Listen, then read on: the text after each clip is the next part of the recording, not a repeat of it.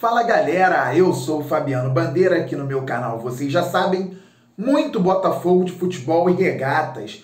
E agora com aquela análise pré-jogo, como o Glorioso pode explorar as falhas e dificuldades do Fortaleza. E no que o Botafogo deve se precaver também. Eu trouxe aqui antes do jogo contra o Bragantino uma série de situações que o Botafogo tinha que tomar conta. Contra o Fortaleza, confesso que estudando a equipe tricolor, eu não vi dificuldades parecidas com as que o Bragantino impõe aos adversários.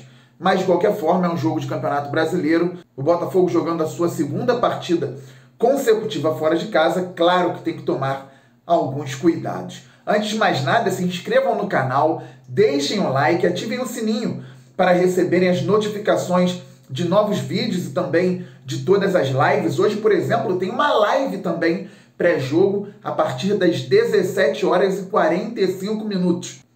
E tragam outros inscritos para o canal. Vamos passar aí dos 10 mil, ir muito além, porque o Glorioso é gigante. Depois da vinheta eu volto com aquela análise pré-jogo.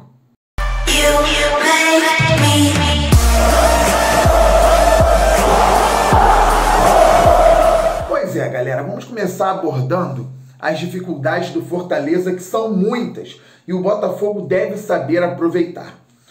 O Rogério Ceni tenta imprimir um estilo de jogo com a bola no pé, aquela transição com passes, e às vezes com lançamentos.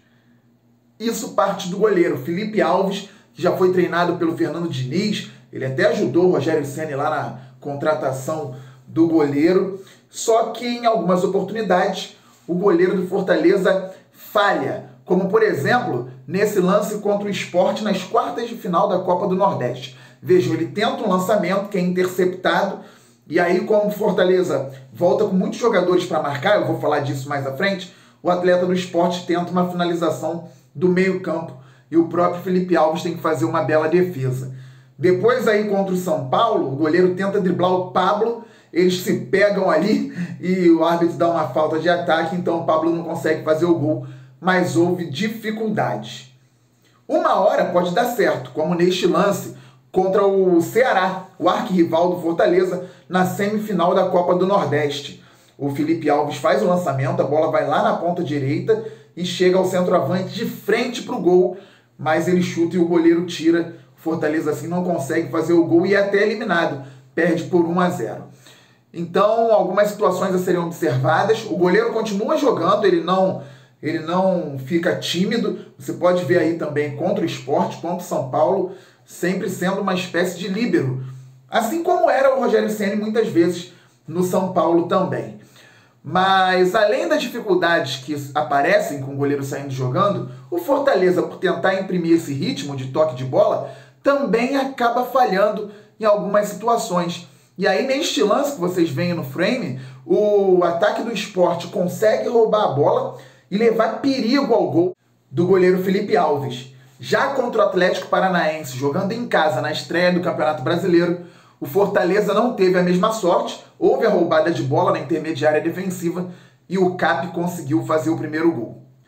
Então essas são algumas dificuldades de saída de jogo. É claro que o jogo tem 90 minutos. O Botafogo vai ter que ter muito cuidado, porque se não conseguir roubar essas bolas, imprimir esse ritmo de marcação, o Fortaleza vai passando de linhas até chegar próximo ao gol do Botafogo. Um Fortaleza que ataca com menos jogadores do que defende. Também é papo para daqui a pouco. Por quê? Vamos falar agora dos cruzamentos, principalmente no segundo pau. O Fortaleza tem algumas dificuldades com cruzamentos, tanto no primeiro quanto no meio ali da área também, mas no segundo pau a equipe do Rogério Ceni toma alguns gols, como tomou do Ceará na semifinal da Copa do Nordeste, por isso foi eliminado.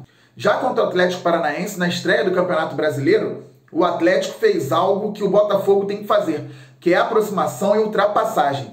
Veja que o jogador recebe a bola na ponta, finge que vai para o drible, para o 1 contra 1. Fortaleza, como eu já disse aqui, marca com bastante gente no campo de defesa. Aí se aproxima o jogador do Atlético Paranaense, a bola é rolada para trás e no cruzamento o zagueiro do Fortaleza falha e sai o gol na segunda trave. Assim como no jogo contra o São Paulo também, o jogo estava até bastante equilibrado, acontece o cruzamento e o Daniel Alves vem tinindo, vem rasgando no segundo pau e faz o gol para a equipe tricolor paulista, mantendo assim os 3 pontos no Morumbi. Então nós já falamos de apertar a saída de bola, tanto do goleiro quanto dos jogadores do Fortaleza atrás da linha do meio-campo, e também a respeito dessas bolas no segundo pau, sejam elas aéreas ou em meia altura. Possibilidade de gol é grande se o Botafogo conseguir explorar essas situações. Fortaleza também, como eu já disse, tem os problemas com a bola aérea em qualquer setor, mas no segundo pau isso fica gritante. Agora vamos para outras fases do jogo. O Fortaleza, ele explora muito a questão das pontas, gosta de jogar pelo lado do campo. O Rogério Ceni imprime velocidade por ali, o Botafogo tem que ter cuidado, já que tomou um gol assim contra o Bragantino. Eu até acredito que se o Botafogo melhorar um pouco essa aproximação e compactação no meio, a gente tenha menos problemas do que teve contra o Bragantino, porque a equipe do Fortaleza não fornece tanta qualidade por ali. É claro, gente, que eu estou falando aqui baseado em alguns jogos. De repente o Fortaleza pode fazer uma jogada de infiltração e conseguir fazer o gol. Não é uma ciência exata ao futebol, como todo mundo sabe. Mas eles exploram mais as pontas. Mesmo assim, o Fortaleza ataca com 5 a 7 jogadores.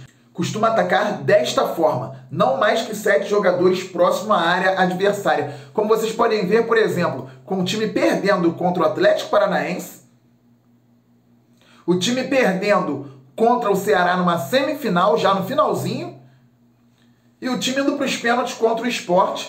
Em todos esses jogos aí, nas imagens, vocês podem observar que o Fortaleza tem menos jogadores no ataque. Defendendo, geralmente 2 linhas de 4, e sempre um ali à frente das linhas também. O Fortaleza costuma defender, então, com 8 ou até 9 jogadores. Então ele não ataca com 8 ou 9, ataca com 5, 6, 7. Defende com 8 ou 9 jogadores. Mas como vocês podem ver, sempre tem alguma brecha. O Atlético Paranaense encontrou brecha, o São Paulo encontrou brecha, o Sport encontrou brecha, e o Fortaleza, mesmo defendendo com muita gente, tem alguns problemas, então, e o Botafogo pode explorar. Eu até iria com o Guilherme Santos de início, já se fala em Luiz Fernando voltando como titular, mas o Guilherme Santos poderia explorar a velocidade dele numa quebra de linha. O Botafogo tem utilizado bem as quebras de linha nos últimos gols, tanto contra o Fluminense como contra o Bragantino, com jogadas trabalhadas. Tem que potencializar isso, fazer mais vezes no jogo, e com o Guilherme Santos utilizando a velocidade. E o Luiz Henrique, a habilidade e a potência dele pelo outro lado, aproveitando os passes do Caio Alexandre, do Honda, do Bruno Nazário, o Botafogo pode obter êxito. Então é isso, galera, uma análise aqui pré-jogo. Vamos torcer para o Glorioso sair com os 3 pontos lá da capital cearense. Mais tarde eu volto, tem live aqui no canal às 17h45. O jogo acontece às 19h30. Muito obrigado pela audiência, se inscrevam, tragam inscritos, deixem o like e ativem o sininho. Aqui é o canal Fabiano Bandeira, só falando do Botafogo. Um grande abraço e saudações alvinegras. You make me